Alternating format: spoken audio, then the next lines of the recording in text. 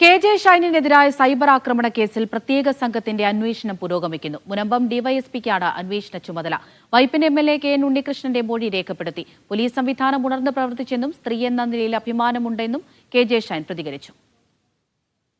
KJ. ഷൈന്റെ മൊഴിപ്രകാരം കേസെടുത്ത police പ്രതിസ്ഥാനത്തുള്ള ഗോപാലകൃഷ്ണന്റെയും K M. ഷാജഹാന്റെയും YouTube channel ഉൾപ്പെടെ 100ഓളം social media ഹാൻഡിലുകൾ പരിശോധിച്ചു വരികയാണ്.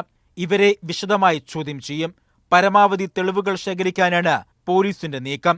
സ്ത്രീ പുരുഷ ലൈംഗികത നടുറോഡിൽ വലിച്ചിഴക്കപ്പെടേണ്ടതല്ലെന്നും രാഷ്ട്രീയ പാർട്ടികൾ ആരെയും മോശമായി ചിത്രീകരിക്കരുതെന്നുമായിരുന്നു കെ.ജെ. ഷൈന്റെ പ്രതികരണം. കോൺഗ്രസ് സംസ്കാരം പണ്ഡിറ്റ് നെഹ്റുവും മഹാത്മാഗാന്ധിയും ഇന്ദിരാഗാന്ധിയും ഉൾപ്പെടെ വന്നിട്ടുള്ള കോൺഗ്രസിന്റെ ചില സാംസ്കാരിക മൂല്യങ്ങളുണ്ട്. എല്ലാം അടച്ച് നമുക്ക് പറയാൻ പറ്റില്ല. ആ മൂല്യം ഇവിടെ വന്നാൽ മാത്രമേ അതിനു മേലെ ഉയർന്ന ചിന്താഗതിക്ക് ഇവിടെ പ്രവർത്തിക്കാൻ പറ്റുള്ളൂ. ഷാജഹാനെതിരെ എം.എൽ.എമാരായ പി.വി. ശ്രീനിജൻ, കെ.ജെ. മാക്സി, ആന്റണി ജോൺ എന്നിവരും പരാതി നൽകിയിട്ടുണ്ട്.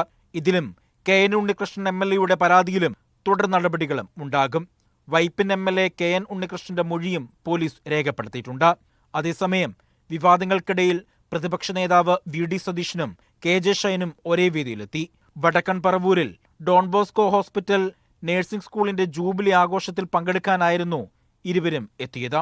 മീഡിയ 1 കൊച്ചി.